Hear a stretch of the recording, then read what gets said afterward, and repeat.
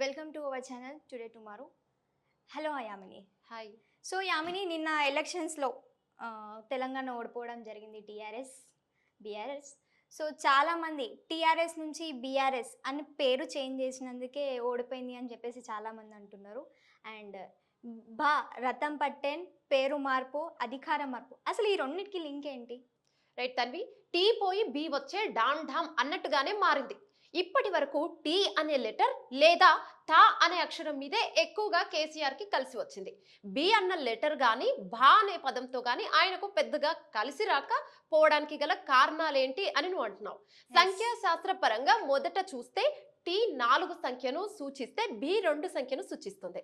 ఇక దానికి తోడు కేసీఆర్ బర్త్ నెంబర్ 8 1 + 7 = 8. ఇది శనికి సంబంధించిన నెంబర్ కాగా టీ = 4 రాహుకు సంబంధించిన నెంబర్. ఈ నెంబర్ శని భగవానుడిలో సగం శక్తిని కలిగి ఉంటుంది. తత్సమానమైన సంఖ్యాబలం కలిగిన నెంబర్ 4.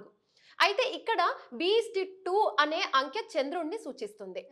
ఆయన పేరు ప్రకారం చంద్ర శబ్దం కలిగి ఉన్న 3 నెంబర్ కేసీఆర్ కి కలిసి రాలేదని చెప్పాలి.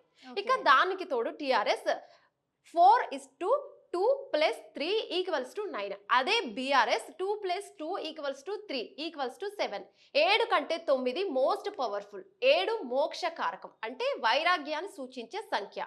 అంటే ఈ 2 అంకెల లాటలను పట్టి చూస్తే ఫైట్ మోడ్లోని పార్టీని కాస్త రిలాక్స్ మోడ్లోకి తెచ్చింది. ఈ పేరు మార్పేనంటారు సంఖ్యాశాస్త్ర నిపుణులు. ఇక TRS first letter total letters కలిపితే 4 + 9 = 4. అదే బీఆర్ఎస్ టోటల్ నెంబర్స్ కలిపితే 2 + 7 = 9. ఇక్కడే ఏదో మ్యాజిక్ మిస్ అయిందంటారు న్యూమరాలజిస్టులు. ఇంకో మ్యాటర్ ఏంటంటే శబ్దంలో కూడా టీ పలకడం ద్వారా వచ్చే సౌండ్ కన్నా బి పలికే శబ్దం కాస్త సాఫ్ట్గా ఉంటుంది. కేసీఆర్ పొలిటికల్ కెరీర్ అంటే నల్లేరుపై నడక లాంటి వ్యవహారం కాదు. ఆయనది అనుక్షణం తీవ్ర పోరాటం పంత. అలాంటి పంథా నుంచి సడన్ గా పక్కకు తప్పుకున్నట్టుగా కనిపిస్తుంది. సో యామిని, నిజానికి ఇంత జ్యోతిష్యం సంఖ్యాశాస్త్రాన్ని నమ్మే కేసీఆర్ గారు ఇలాంటి నిర్ణయం అసలు ఎందుకు తీసుకున్నారంటారు? రైట్ తన్వి, ఇలాంటి నిర్ణయం ఎందుకు తీసుకున్నారన్నది అర్థం కాని ఆగమ్య గోచరంగా ఉంది. కేసీఆర్ ఉద్యమంలోకి ఊరికిందే ఒక ఆంధ్ర బ్రాహ్మడి సూచన కారణంగా అని చెప్తారు. సో పుష్కర కాలం తర్వాత మీకు మించిన రాజయోగ కారకుడు లేడని ఆనాడు ఒక జ్యోతిష్కుడు వచ్చి చెప్పడం వల్లే ఆయన చంద్రబాబు పార్టీని వదిలి మలి ఉద్యమంలోకి దిగారన్న మాట వినిపిస్తుంది. సో అంతేకాదు, ఆయన ఉద్యమ సమయంలో కూడా ఏదైనా భారీ ర్యాలీ తీయాలన్న ముహూర్త బలం కూడా చూసుకుంటారు.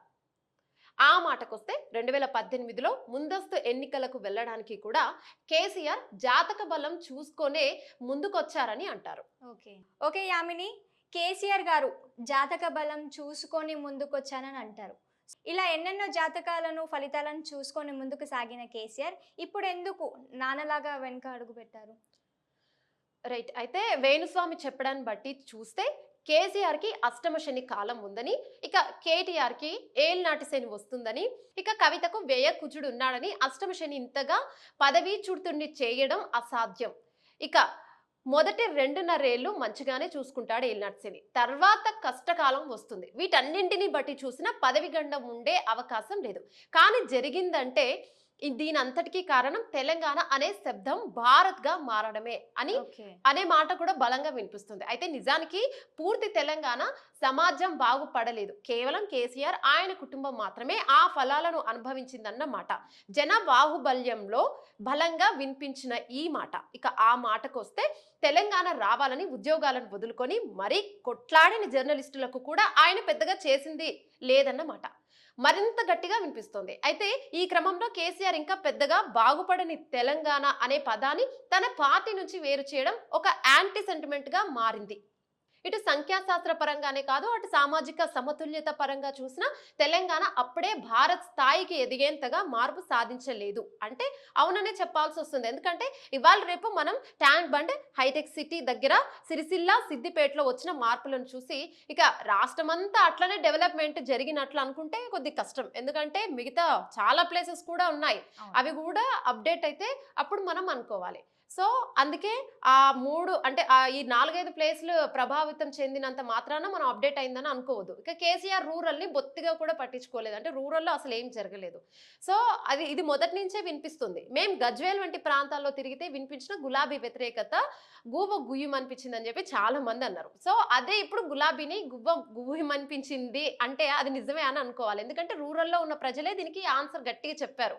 సో గజ్వేల్లోనే ఇలా ఉంటే ఇక రాష్ట్ర నలుమూలల పరిస్థితి ఏంటి?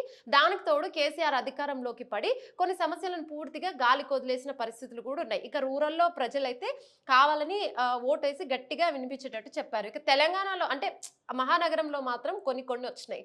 సో మహానగరంలో కొన్ని అప్డేట్ అయినాయి కాబట్టి జాబ్ హోల్డర్స్ వాళ్ళు వీళ్ళు ఇక్కడ సెటిలర్స్ అంటే ఆంధ్ర పీపుల్స్ ఇక్కడ సెటిల్ అయిన వాళ్ళు ఇక్కడ ఉన్న ఓట్లున్న పీపుల్స్ మాత్రమే కొన్ని నియోజకవర్గాల్లో ఓట్లేసి గెలిపించారు. సో రూరల్లో ఉన్న ప్రజలందరూ ఆయనకి ఇలాగే చెప్పారు.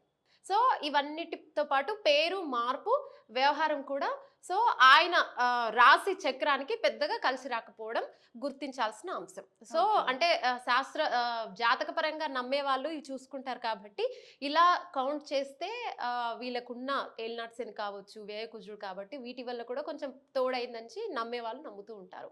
సో ఇలాంటి సెంటిమెంట్ను తూచా తప్పకుండా పాటిస్తూ పోయిన ప్రతిసారి ముందస్తు వెళ్ళినట్టు కనిపించిన కేసీఆర్ ఈసారి అలాంటి జాగ్రత్తలు ఎందుకు తీసుకోలేదో $1 మిలియన్ క్వశ్చన్ మార్క్ గా మారిపోయింది. సో నిజంగా ఇదైతే పెద్ద క్వశ్చన్ మార్క్ అని అనుకోవాలి.